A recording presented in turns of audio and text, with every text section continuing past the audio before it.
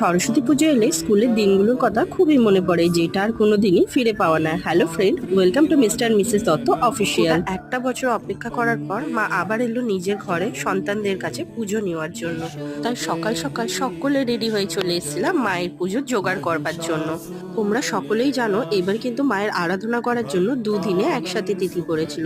তাই বিনোদদের ক্লাব থেকে ঠিক করেছিল যে রবিবার দিনকে পুজোটা করা হবে, যেহেতু সেই দিন সবাই ছুটি পাবে আর সবাই মিলে পুজোটা বেশ ভালো করে মজা করতে পারে।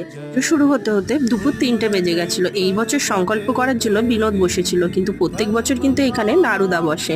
পুজোটা কিন্তু এবার খুবই সুন্দর হয়েছিল। তারপর একে একে মায়ের হোম হলো, আরতি হলো, আর সবার শেষে আমরা পুষ্পাঞ্জলি দিয়ে চলে গেছিলাম বেশ কিছু ফটো তোলার জন্য। বিনোদদের ক্লাবের পুজোটা তোমাদের কেমন লাগছে অবশ্যই কিন্তু কমেন্ট করে জানাবে। পুজোর শেষে মায়ের মুখটা দেখো কতটা উজ্জ্বল লাগছে। ভিডিওটা যদি ভালো লাগে তো অবশ্যই চ্যানেলটা সাবস্ক্রাইব করো। Thanks for watching.